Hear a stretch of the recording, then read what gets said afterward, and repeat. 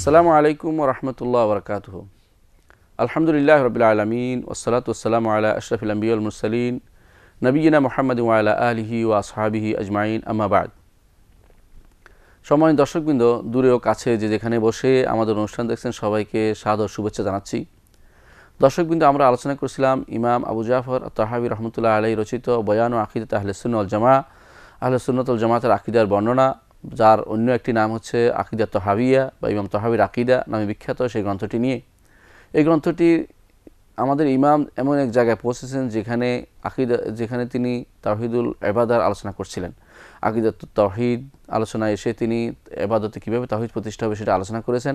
সেখানে তিনি দোয়ার বিষয়টি উল্লেখ করেছেন, বলেছেন আল্লাহ তাআলা ইস্তাজিবুদ দাওয়াত ওয়া ইয়াকদিল হাজাত, দোয়া কবুল করেন এবং প্রয়োজন পূর্ণ করেন। দোয়া সাড়া দেন, আল্লাহ তাআলা বান্দা যখন দোয়া করে তার ডাকে সাড়া দেন এবং প্রয়োজন পূর্ণ করেন। কিন্তু সরাসরি আল্লাহ তাআলা সেটা করেন, তিনি বলেছেন, এটি কোনো সন্দেহ নেই। আমরা আলোচনা করছিলাম যে কিছু কিছু মানুষ আছে যে এই সমস্ত দোয়াকে তারা বিভিন্ন নাম দিয়ে তারা শিরকের মধ্যে লিপ্ত রয়েছে। তার মধ্যে একটি হচ্ছে কেউ কেউ তাওয়াসসুল নাম দিয়ে আল্লাহর সাথে শরীক করতেছে। আমরা বলেছিলাম যে তাওয়াসসুল অর্থ হচ্ছে মূলত নৈকট্য অর্জন করা, নৈকট্য চাওয়া, আল্লাহ তাআলার নৈকট্য লাভ করার জন্য চেষ্টা করা। সেটা বিল আমালিস সালেহা, সৎ কাজের মাধ্যমে সেটা শুধুমাত্র হতে পারে। সৎ কাজ হচ্ছে সালাত আদায় করে, 2 রাকাত সালাত আদায় করে, অথবা যাকাত দিয়ে, অথবা হজ করে, অথবা সাদাকা করে, অথবা ভালো কাজ করে, কোনো একটা ভালো কাজ করে তার ওসিলা দিয়ে আপনি দোয়া করেন। এটা যেমন আছে, তেমনিভাবে আপনি আল্লাহর রাব্বুল ইজ্জতের নাম এবং গুণের ওসিলা দিয়ে দোয়া করা। এটা আমরা আলোচনা করছিলাম যে কোন কোন কাজের মাধ্যমে ওসিলা দেওয়া যাবে, শরীয়তে তা নির্ধারণ করে দিয়েছে। তার মধ্যে প্রথম আমরা আলোচনা করেছি যে প্রথম যে কাজটি দিয়ে দোয়া করা অনুমোদন করে শরীয়ত, তা হচ্ছে আল্লাহর নাম এবং গুণ দিয়ে। এবং সেটার একটা হাদিস আমরা বর্ণনা করেছিলাম, যেমন বিখ্যাত সে হাদিস, যে ব্যক্তি বিপদে পড়বে বা পেরেশানিতে পড়বে সে যেন এই একটি দোয়া আছে, সেই দোয়া দিয়ে যেন ওসিলা দিয়ে দোয়া করে। রাসূলুল্লাহ সাল্লাল্লাহু আলাইহি ওয়াসাল্লাম এই জন্য বহু কিছু দিয়ে সবসময় দোয়া করতেন। ফাগফিরলি মাগফিরাতাম মিন ইনদিকা ইন্নাকা আনতাল গাফুরুর রাহিম। যেমন রাসূলুল্লাহ সাল্লাল্লাহু আলাইহি ওয়াসাল্লাম এটা বলেছেন যে ক্ষমা করো আমাকে, কারণ আপনার পক্ষ থেকে ক্ষমা আপনি দিয়ে দিন, কারণ আপনি তো গাফুর রাহিম। তাহলে বোঝা গেল রাসূল কী করেছেন? দোয়া করেছেন, ওসিলা দিয়েছেন আল্লাহর নাম এবং গুণের, যে আপনি গফুর রাহিম, সুতরাং আপনি আমাকে দয়া করেন, ক্ষমা করেন। এই জাতীয় দোয়া রাসূলুল্লাহ সাল্লাল্লাহু আলাইহি ওয়াসাল্লাম বহু হাদিসে এসেছে। তিনি বহু হাদিসেই দেখিয়েছেন যে আল্লাহ তুমি এই করেছো, আমি এই তুমি রহমান রাহিম, তুমি এটা, তুমি রব্বুল জিবরিল ও মিকাল, রব্বুল কুল্লি শাইইন মালিকও। এইভাবে তিনি আল্লাহ তাআলা বিভিন্ন নাম গুণ, বিভিন্ন গুণের উল্লেখ করে তারপর তিনি চেয়েছেন তার যে কী কী জিনিস হওয়া সেটা তিনি চেয়েছেন। এই যেহেতু আল্লাহর নাম এবং গুণ দিয়ে ওসিলা দিয়ে দোয়া করা মূলত শরীয়ত অনুমোদিত, এবং এটাই চাচ্ছেন আল্লাহ তাআলা, চান যে নাম এবং গুণগুলি মানুষ বুঝে সেগুলো ওসিলা দিয়ে দোয়া করুক, তাহলে সেগুলো আল্লাহ তাআলা সেটা কবুল করবেন। এবং সেটা প্রমাণিত সত্য আলহামদুলিল্লাহ যে আল্লাহ তাআলা সেটা কবুল করবেন। শুধু বান্দার ইখলাস চান আল্লাহ তাআলা, যে কতটুকু বান্দা আল্লাহর কাছে বিনীত হয়ে সেগুলির মাধ্যমে দোয়া করছেন, সেটা প্রয়োজনীয় জিনিস, এবং আল্লাহ তাআলা সেটা অনুসারে মানুষের দোয়া কবুল করেন। এই 1 নম্বর অনুমোদিত ওসিলা হচ্ছে আল্লাহর নাম এবং গুণ দিয়ে দোয়া করা, আল্লাহর নাম এবং গুণের ওসিলা দিয়ে দোয়া করা, যে আল্লাহ তাআলা এটার মাধ্যমে আপনি আমাকে দান করুন, কারণ আমি আপনার নাম এবং গুণের ওসিলা দিয়ে দোয়া করছি। দ্বিতীয় হচ্ছে নিজের নেক আমলের ওসিলা দিয়ে দোয়া করা। নিজের নেক আমল ওসিলা দিয়ে দোয়া করার বিষয়টি শরীয়ত অনুমোদিত। রাসূলুল্লাহ সাল্লাল্লাহু আলাইহি ওয়াসাল্লাম বেশ কিছু জায়গাতে এই জাতীয় দোয়াগুলি শিক্ষা দিয়েছেন। কোরআনে কারিমে আল্লাহ তাআলা এই দোয়া শিক্ষা দিয়েছেন, রব্বানা ইন্নানা আমান্না ফাগফির লানা যুনুবানা। আল্লাহ, আমরা ঈমান এনেছি, সুতরাং আপনি আমাদের ক্ষমা করে দেন।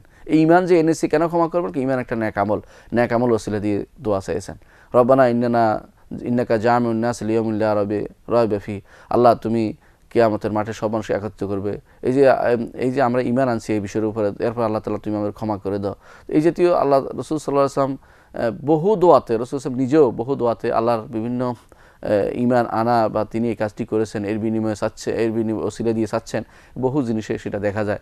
রাসূলুল্লাহ সাল্লাল্লাহু আলাইহি ওয়াসাল্লাম নিজেও বলেছেন, কেউ যদি কোনো কাজ করতে ইচ্ছা করে, সেজন্য 2 রাকাত সালাত আদায় করে, তারপর দোয়া করে, ইস্তেখারা করে, এগুলো সবই হচ্ছে মূলত ওসিলা, এমন ওসিলা যে ওসিলা শরীয়তে অনুমোদিত, কারণ আপনার নেক আমল দ্বারা আপনি দোয়া করতে পারেন। হাদিসে এসেছে রাসূলুল্লাহ সাল্লাল্লাহু আলাইহি ওয়াসাল্লাম বলেছেন, বনী ইসরাইলের 3 লোক রওনা হয়ে গেছিল। পথিমধ্যে তারা প্রচণ্ড বৃষ্টি ঝড় হাওয়ার কারণে তারা একটি গর্তে প্রবেশ করে, পাহাড়ের উপর থেকে পাথর ডলে পড়ে গর্তের মুখ বন্ধ হয়ে যায়, তখন প্রত্যেকে দোয়া করে যে কোনোভাবে এতে বের হতে পারবো না, বরং আমরা আল্লাহর কাছে আমাদের নেক আমল ওসিলা দিয়ে দোয়া করি। প্রত্যেকে তার নেক আমল ওসিলা দোয়া করেছিল। কেউ দোয়া করেছিল, আল্লাহ আমি অন্যায় কাজ থেকে ফিরে এসেছিলাম, আমার চাচাতো বোনের সাথে খারাপ কাজ করতেছিলাম, সেটা থেকে ফিরে এসেছি। এবং সে যদি আপনি যদি জানা থাকেন যে আল্লাহকে আপনাকে ভয় করে থাকে, আপনি আমাদের থেকে পাথর সরিয়ে দিন, পাথর সরিয়ে দেওয়া হলো। আরেক লোক দোয়া করলো, আল্লাহ আমি আমার পিতা মাতাকে না খাইয়ে কখনো আমার সন্তানদেরকে খাওয়াতাম না। যদি লম্বা হাদিসের আলোচনা, সেটা আপনি জানেন যে যদি আপনি যদি মনে করেন এটা আপনাকে সন্তুষ্ট করার জন্য করে থাকি, আমাদের থেকে পাথরটা সরিয়ে দিন। পাথরটা সরিয়ে দেওয়া হলো। আরেকজন দোয়া করলো, আল্লাহ আমি আমানতদার রক্ষা করেছি, একজন আমার কাছে টাকা পাইতো, আমি সেটাকে অনেক গুণ বর্ধিত করে তাকে পরবর্তী ফেরত দিয়েছি। সেই ঘটনা তিনি উল্লেখ করে বললেন, আল্লাহ যদি তুমি জেনে থাকো যে আমি এই কাজটি করেছি আপনার উদ্দেশ্যে, আপনাকে সন্তুষ্ট করার জন্য, আপনি আমাদের থেকে এই বিপত্তি সরিয়ে দিন। পাথর সম্পূর্ণ সরে গেল, তারা একেবারে বেরিয়ে পড়লো এই গর্ত থেকে। এটা প্রমাণ করে যে ন্যাক আমল ওসিলা দেওয়া শরীয়ত অনুমোদিত এবং প্রত্যেকটি মানুষের উচিত। ন্যাক আমল আল্লাহ তাআলাই তাকে সুযোগ দিয়েছে, কিন্তু তারপরেও এই ন্যাক আমলটা আল্লাহরই অনুমোদন ক্রমেই এই লোকটি আবার এই ন্যাক আমল দিয়ে আল্লাহ তাআলার কাছে, আচ্ছা আল্লাহ আমি তো একটা ভালো কাজ করেছি, তুমি তো অভিযোগ দিয়েছো ঠিক আছে, কিন্তু আমি তো করেছি, এর ওসিলায় তুমি আমাকে এই কাজটি করো, আমার জন্য ভালো কিছু করে দাও, এই ওসিলা দেওয়া জায়েজ। 3 নম্বর ওসিলা হচ্ছে যে কোনো ভালো মানুষের ভালো কাজ করেছে এরকম মানুষের দোয়ার সাথে মিশে, এরকম মানুষের দোয়ার সাথে দোয়া মিলিয়ে সে যেন দোয়া করে। রাসূলুল্লাহ সাল্লাল্লাহু আলাইহি ওয়াসাল্লাম এটাও শিক্ষা দিয়েছেন অন্ধ ব্যক্তিকে, যে ব্যক্তি দোয়া চেয়েছে এরকম, রাসূলুল্লাহ সাল্লাল্লাহু আলাইহি ওয়াসাল্লাম যে ব্যক্তি বৃষ্টি চেয়েছে তার সাথে দোয়া করেছেন, সাহাবায়ে কেরাম যে দোয়া করেছেন। কোরআনে কারিমে আল্লাহ তাআলা মুসা এবং হারুনের কথাটা উল্লেখ করেছেন, ক্বালা কাদ উজিবাত দাওয়াতুকুমা ফাস্তাকিমা ওয়ালা তাত্তাবিআনি সাবিলাল মুফসিদিন। সেখানেও দোয়া দেখিয়েছেন যে একজন দোয়ার সাথে দোয়া একত্রিত হয়ে দোয়া করাটা, এই ওসিলাটাও শরীয়ত অনুমোদন করেছেন। তাহলে একটি ভালো কাজ, নেক কাজের ওসিলায় দোয়া করতে পারেন, আবার দোয়া করতে পারেন একদম ভালো মানুষের সাথে, তার সাথে দোয়া শরীক হয়ে দোয়া করতে পারেন। এই দোয়াটা শরীয়ত এই ওসিলাটা শরীয়ত অনুমোদিত। এর বাইরে অনেকগুলো জিনিস আছে শরীয়ত অনুমোদন করে, অনেকেই দোয়া করে থাকে। এখন আমরা বলবো যে নিষিদ্ধ কোনগুলি, যেগুলিতে নাম দিছে ওসিলা, হতো সেগুলি ওসিলা নয়, সেগুলি শিরকি কাজ। এর মধ্যে একটি হচ্ছে, কেউ বলে থাকে যে আল্লাহুম্মা বিহাক্কি নাবিয়িকা, আল্লাহ নবীর হক, এই জন্য আপনি আমাকে নবীর হকে, বিহাক্কি নবিয়িকা সাল্লাল্লাহু আলাইহি ওয়াসাল্লাম অথবা বিহাক্কি নবী মুহাম্মদ সাল্লাল্লাহু আলাইহি ওয়াসাল্লাম দোয়া করে থাকে, আল্লাহ নবীর হকে আপনি আমাকে দান করুন, এই দোয়াটি করে থাকে। এই দোয়াটি কি জায়েজ কিনা? এই দোয়াটি আসলে জায়েজ নেই। কারণ এই দোয়ার অর্থ দুইটা, একটি হচ্ছে যে আল্লাহর সাথে অন্য কারো নামে শপথ করছেন, আরেকটি হচ্ছে সে মনে করতেছে আল্লাহর উপরে কারো হক রয়েছে। আল্লাহর উপর কারো কোনো হক নেই। আল্লাহ তাআলা যেটা নিজের উপরে নিজে নিয়েছেন, সেটা ছাড়া কেউ যেন দয়া করে নিজের উপর নিজে নিয়েছেন, সেটা ছাড়া কেউ যেন নিজের উপর হক দাবি না করে। আল্লাহ তাআলা নিজের উপর নিজে দয়া করে নিয়েছেন, সেটা হচ্ছে কান হাক্কান আলাইনা নাসরুল মুমিনিন, সূরা রুমের 47 নম্বর আয়াতে আল্লাহ তাআলা বলছেন যে আমি আমার নিজের উপরে আমি হক হিসাবে নিয়েছি, আল্লাহ তাআলা নিজে নিয়েছেন দয়া করে, সেটা যে তিনি ইমানদারদের সহযোগিতা করবেন। কিন্তু কখনো ইমানদাররা সহযোগিতার কাজ করে না বলেই ইমানদার আল্লাহ তাআলা সহযোগিতার কাজ করেন, আল্লাহ তাআলা সহযোগিতা করেন না, কারণ অনেক মানের থাকে, নিষেধাজ্ঞা থাকে। তারা সত্যিকার ইমানদার হলে আল্লাহ সহযোগিতা করতেন, কিন্তু অনেকে সেরকম ইমানদার নয়, এই জন্য তাদের উপর আল্লাহ তাআলা সহযোগিতা আসে না। তাহলে বোঝা গেল যে হক নবিয়িকা যখন বলে সেটা তাদের জন্য শুদ্ধ হয় না। এই জন্য যে নবীর হক বলতে আলাদাভাবে কোনো কিছু আল্লাহ তাআলার উপর কারো কোনো হক নেই, নবীর কোনো হক আলাদাভাবে নেই যে এটা দিয়ে আপনি চাইতে পারেন। তৃতীয় হচ্ছে যে রাসূলুল্লাহ সাল্লাল্লাহু আলাইহি ওয়াসাল্লামের কারো হকের ওসিলা দিয়ে দোয়া করা হচ্ছে, এটা শিরকের ব্যাপার। কেন শিরক হবে? কারণ তার হক, আপনি ব্যক্তি বিশেষের হক যদি থাকেও কোনো মানুষের, তার জন্য আপনি কেন আরেকজনের হকে চাইবেন? এটা হলো কথা। দ্বিতীয় হচ্ছে, এটা যদি কোনো হালাফ বা এটা অনেকটা শপথের অর্থে নিয়ে যায়। আর মান হালাফা বিগাইরিল্লাহ ফাকাদ আশরাকা, রাসূলুল্লাহ সাল্লাল্লাহু আলাইহি ওয়াসাল্লাম বলেছেন, যে ব্যক্তি আল্লাহ ব্যতীত অন্য কারো নামে হলফ করবে, শপথ করবে, সে তো শিরিক করলো। এই জন্য হলফ অন্য কারো নামে শিরিক করা জায়েজ নেই, অন্য কারো নামে হলফ করা জায়েজ নেই। এই জাতীয় হলফ করবে, শপথ করতে পারে না কেউ। তো যে ব্যক্তি হককে নবীকে চাচ্ছে, সেটা এক ধরনের শপথ, এই জাতীয় শপথ শরীয়তে অনুমোদন করে না। তো এই জাতীয় জিনিসগুলো শরীয়তে নিষিদ্ধ, আমাদের মনে রাখতে হবে। আমরা যেন কখনো এই জাতীয় কাজ না করি। নবীর হক বা অলির হক বা কোনো অমুকের হক বা আব্দুল কাদের জিলানির হক বা চিশতির হক, এই জাতীয় কারো হক দিয়ে অথবা শাহজালালের হক দিয়ে কোনো দোয়া না করি, বরং সরাসরি আল্লাহর কাছে চাই। কারণ আল্লাহর উপরে কারো কোনো হক নেই, এটা আমাদের মনে রাখতে হবে। কেউ বলে থাকেন বেজাহে ফুলান, আল্লাহ অমুকের মর্যাদার ওসিলা দিয়ে আমি চাচ্ছি, অমুকের জাহে ফুলান, কেউ দোয়া করে থাকে, সেটাও শিরিক। সেটা এই জন্য শিরিক কারণ আল্লাহ তাআলার কাছে কারো কোনো জাহ নেই। কারণ আল্লাহ তাআলার জাহ সবচেয়ে বেশি। যদি সম্মান পেয়ে থাকে ব্যক্তির সম্মান, ব্যক্তির কাছে আপনার সেখানে পাওয়ার কিছু নেই। আল্লাহ তাআলা সব ব্যক্তির কাছে আপনার কোনো পাওয়ার কিছু নেই। ব্যক্তির কোনো ব্যক্তির সম্মান যেটা চাচ্ছেন আপনি, এই সম্মান আসলে আপনার সম্মান উদ্দেশ্য নয়, তার সম্মানের কারণে সে কেউ যদি বলে যে আমার সম্মান দিয়ে চাও, সেটাও জায়েজ নেই, কারণ তার সম্মান কিছু নেই। তার আল্লাহর কাছে, বান্দার কাছে কখনো কখনো মানুষ সম্মানিত হইতো আল্লাহ তাআলার কাছে প্রিয় হওয়ার কারণে, কিন্তু সে সম্মান দিয়ে দাবি করতে পারে না। সম্মান দিয়েছে কি আল্লাহ তাআলা, তো আল্লাহর দেয়া জিনিসে সম্মান সে বলতে পারে না যে আমার এই সম্মান পেয়েছি। কারণ কেউ বলতে পারে না দুনিয়াতে যে আমি এই সম্মান পেয়ে গেছি, কারণ এমন তো হতে পারে ইস্তেদরাজ তার, সেটা তার জন্য এখন তার জন্য এটা অবকাশ হচ্ছে, এমনও হতে পারে যে আল্লাহ তাআলা যে কোনো সময় পাকড়াও করবেন, খারাপ অবস্থায় পরিণত হতে পারে। সুতরাং কোনো মানুষ জান্নাতে যাওয়ার আগে বলতে পারে না যে আমার অবস্থা খুব ভালো, আমি আল্লাহর কাছে সম্মানিত, এই জাতীয় কথা কেউ বলবে না। সুতরাং কারো জাহ দিয়ে, কারো সম্মান মর্যাদা দিয়ে, কারো অবস্থান দিয়ে কেউ কোনো রকমের দোয়া করা, সেটা শরীয়ত অনুমোদন করে না, সেটাও নিষিদ্ধ, এটাও করা যাবে না। তৃতীয়ত কেউ বলে যে আমরা, তৃতীয় যদি উদ্দেশ্য এটা হয় যে না আমরা নবীর ওসিলা দিয়ে দোয়া করছি, অর্থ হচ্ছে এটা যে যা তার ঈমান এবং তার উপর ঈমান এনেছি, তার উপর তার আনুগত্য করেছি, এ দিয়ে আমি রাসূলুল্লাহ সাল্লাল্লাহু আলাইহি ওয়াসাল্লাম যেভাবে রাসূলুল্লাহ সাল্লাল্লাহু আলাইহি ওয়াসাল্লামের ঈমান এনেছি, তার আনুগত্য করেছি, সুতরাং এটা দিয়ে, এটার ওসিলা দিয়ে আমি দোয়া করি, তাহলে এটা আপনার আমল, এটা দিয়ে দোয়া করা আপনার জন্য জায়েজ হবে। কারণ আপনি এটা আপনার আমল দোয়া করছেন, আপনি ঈমান এনেছেন, আল্লাহ রসুলের উপরে রাসূলুল্লাহ সাল্লাল্লাহু আলাইহি ওয়াসাল্লামের কথা শুনেছেন, এই জন্য আপনার এই এই এই জাতীয় ওসিলাগুলি গ্রহণযোগ্য হবে যে হে আল্লাহ, আমি রসুলের উপরে ঈমান এনেছি, রসুলের দিনের জন্য দিনের খেদমত করে যাচ্ছি, আপনার বরকতে, আপনার দয়ায়, আপনার দয়া, আপনার দোয়ার, আপনার কারণে, আপনার আমাকে দিয়েছেন বলেই, আপনার রহমতে আমি এই জিনিসটা পেয়েছি। সুতরাং আমি যেহেতু ন্যাক আমল করতে পেরেছি, আমার ন্যাক আমল ওসিলা দিয়ে আমি দোয়া করছি, আপনি আমাকে আমার রসুল উপরে ঈমান, রসুলকে ভালোবাসা, রসুলের দিনের জন্য সময় দেয়া, আপনার দিনের জন্য সময় দেয়া, এগুলি, অথবা আমি 2 রাকাত সালাত আদায় করেছি, এগুলি দিয়ে যদি কেউ দোয়া করে এবং মনে করে যে এইটা, তাহলে এটা অবশ্যই গ্রহণযোগ্য। আর কেউ যদি এই জন্য বলে যে রসুল ওসিলায় দোয়া করার অর্থ যেটা মনে করে যে রসুলের উপরে ঈমান আনা আমার কাজ, নিজের কাজ মনে করে দোয়া করে, সেটা জায়েজ হবে, কিন্তু তার বলাটা ঠিক হবে না যে রসুলের ওসিলায় দোয়া করছি, বলতে হবে রসুলের উপরে ঈমানের ওসিলা দিয়ে দোয়া করছি, রসুলের উপরে রসুলের আনুগত্য করার ওসিলা দিয়ে দোয়া করছি, এটা করলে শুধুমাত্র জায়েজ হবে তখন। না হলে সরাসরি রসুলের ওসিলা দিয়ে দোয়া করা, ব্যক্তিসত্তার ওসিলা দিয়ে দোয়া করা কখনো জায়েজ নাই। ব্যক্তিসত্তার ওসিলা কখনো শরীয়ত অনুমোদন করে না।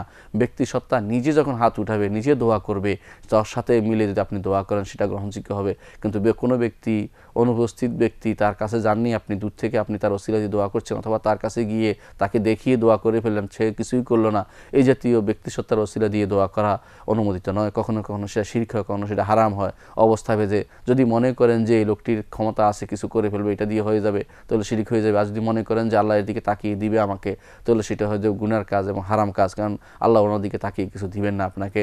আপনার কর্মকাণ্ডই আপনার জন্য অনুমোদিত হবে, কোনটা আপনার জন্য করবেন আল্লাহ তাআলা সেটা নির্ধারণ করবেন।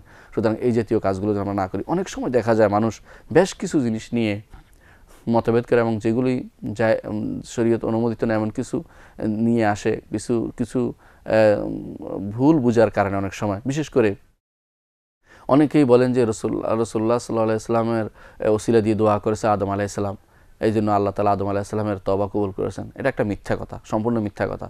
মিথ্যা কথা এই জন্য আল্লাহ তাআলা বলে দিয়েছেন, কি বলেছেন, কি বলার কারণে আদম আলাইহিস সালাম তওবা কবুল করেছেন, আল্লাহ কোরআনে কারীমে সেটা বলে দিয়েছেন। আল্লাহ বলেছেন ক্বালা রব্বানা যালামনা আনফুসানা ওয়া ইল্লাম তাগফির লানা ওয়া তারহামনা লানাকুনান্না মিনাল খাসিরিন। সরাসরি আল্লাহ তাআলার কাছে চেয়েছেন যে আল্লাহ, আমি ভুল করেছি, যদি তুমি রহমত না করো, দয়া না করো, আমি তো ক্ষতিগ্রস্ত হয়ে যাব। নিতে কোনো সন্দেহ নাই যে মানুষের, আল্লাহ যদি দয়া না করে সে ক্ষতিগ্রস্ত, জীবনেও, দুনিয়াতে আখিরাতেও ক্ষতিগ্রস্ত, এবং তার জন্য কিছুই পাওয়ার থাকে না এবং শেষ হয়ে যায়। সেই জন্য এই যে বিনীত অবস্থা, এটাই তার তওবা ছিল, এবং আদম আলাইহিস সালামের তওবা আল্লাহ তাআলা কবুল করেছেন। এখানে নবী আলাইহিস সালাতু ওয়াস সালামের কোনো ছিল না, মানে তার সাথে কোনো সংশ্লিষ্ট ছিল না। মুহাম্মদ রাসূলুল্লাহ সাল্লাল্লাহু আলাইহি ওয়াসাল্লামকে আরশের মধ্যে দেখেছে, নাম দেখেছে, এই জাতীয় কথাগুলো বানিয়েছে। এরা সম্পূর্ণ মিথ্যা কথা বানিয়েছে, এর সাথে কোনো সম্পর্ক নেই। এই জাতীয় যারা বানিয়েছে তারা তাওহীদুল উলুহিয়ার বিপরীত কাজ করছে, কারণ এই জাতীয় ওসিলা অনুমোদন করে না। এটা আরও একটা মিথ্যাচার দিয়ে কখনো সত্যকে ঢাকা যায় না, এবং সত্য জিনিস আমাদের মনে রাখতে হবে যে এটা সত্য হচ্ছে, এটা যে কোরআনে সরাসরি বলে দিয়েছেন কি দিয়ে তিনি দোয়া করেছেন। সুতরাং বানিয়ে যে নবীর ওসিলা দিয়ে দোয়া করেছেন এ কথা বলা জায়েজ নাই, কারণ নবীর ওসিলা দোয়া করা জায়েজ নাই। ব্যক্তি সত্তার ওসিলা দিয়ে আদম আলাইহিস সালামের মতো নবী এই কাজটি করেননি, কারণ শিরকের কাজটি নবীদের দ্বারা কখনো হয়নি। সুতরাং আমাদের মনে রাখতে হবে যে এই কাজটি কখনো ছিল না। কেউ বলে থাকেন যে একটা হাদিস এসেছে, হাদিসটা মুসনাদ আহমদে আসছে, এবং কোনো জায়গাতে সেখানে উল্লেখ আছে এইভাবে যে আসআলুকা হক মামশায়ে ইলাইকা, হক মামশায়ে বিহাক্কি মামশায়ে হাদা ওয়া বিহাক্কি সাইলিনা আলাইকা, যে আমি এই যে আমার মসজিদের দিকে চলা এবং আপনার যারা আপনাকে চাচ্ছে, আপনার কাছে চায়, এদের হকে আমি আপনার কাছে চাচ্ছি। এটা একটা হাদিসকে উল্লেখ করে থাকেন, রাসূলুল্লাহ সাল্লাল্লাহু আলাইহি ওয়াসাল্লাম এরকম দোয়া শিখিয়ে দিয়েছেন। আসলে এই হাদিসটা শুদ্ধ নয়, শুদ্ধ না হলে দিয়ে দোয়া হবে না। কারণ আসলে যারা মসজিদে যাচ্ছে তার তো নিজে দোয়া করতে হবে, মসজিদে যাওয়া তো একটা নেক আমল, এই আমলের দোয়া সে করতে পারে। কিন্তু দ্বিতীয় অংশ যেটা, যাতে বলা হয়েছে আল্লাহ আমি চাচ্ছি যারা আপনার কাছে চায় তাদের হকে আপনি চাইবেন কেন?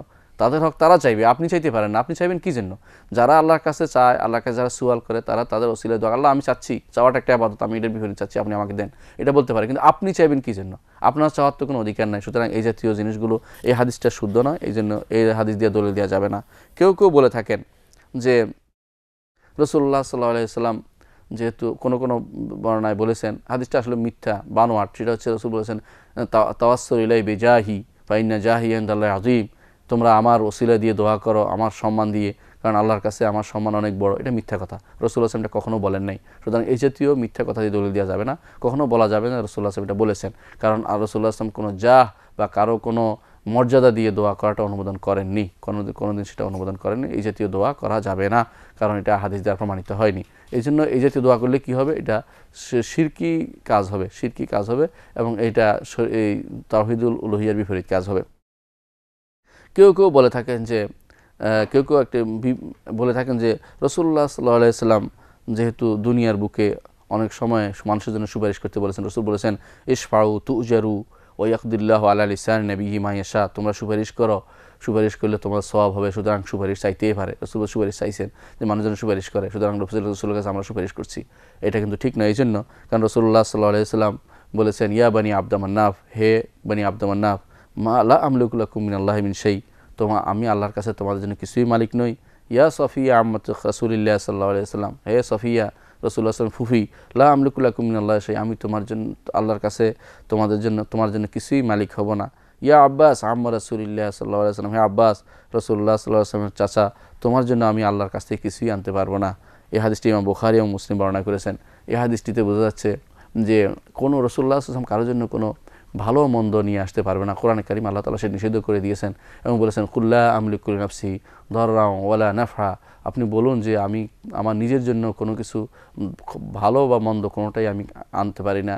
রাসূলুল্লাহ সাল্লাল্লাহু আলাইহি ওয়াসাল্লাম নিজে বহুবার বলেছেন এই কথাটি, কোরআন এবং হাদিসে বিভিন্ন জায়গায় এসেছে, তিনি নিজের জন্য কোনো ভালো মন্দ তিনি নিতে পারেন না। সুতরাং এই জাতীয় দাবি যারা করবে যে রাসূলুল্লাহ সাল্লাল্লাহু আলাইহি ওয়াসাল্লাম কারোর জন্য ভালো বা মন্দ কোনো কিছু নিয়ে আসবে বা তার নিজে করার ক্ষমতা আছে বা তার কাছে সুপারিশ করলে তিনি বলবেন আল্লাহর কাছে, এই জাতীয় কাজ যারা করে তারা তাওহীদুল উলুহিয়ার বিপরীত কাজ করছে, তারা শিরিক করছে, তাদেরকে সাবধান করতে হবে। এগুলো সবই তাওহীদুল উলুহিয়ার বিপরীত। আমাদের ইমাম এই জন্য আল্লাহই পূর্ণ করে। আমাদের ইমাম বলছেন, ইমাম তাহাবী রাহমাতুল্লাহ আলাইহি বলছেন যে আল্লাহু ইস্তাজিবুদ দাওয়াত, আল্লাহ তাআলা ইস্তাজিবুদ দাওয়াত, আল্লাহ তাআলা বান্দার দোয়া সাড়া দেন, বান্দার আহ্বানে সাড়া দেন। ও ইয়াকদিল হাজাত, তিনি বান্দার অভাব পূরণ করেন। আমাদের ইমামের এই কথা তারা বুঝাতে চাচ্ছেন তিনি যে তাওহীদুল উলুহিয়া প্রতিষ্ঠা করতে হলে আল্লাহর কাছে যেতে হবে। দুনিয়ার কোনো মাধ্যম হয়ে, কোনো ওসিলা ধরে, কোনো সুপারিশ নাম দিয়ে, কোনো তাজরিবা বা অভিজ্ঞতার নাম দিয়ে তারা যা করছে সবগুলি শিরক।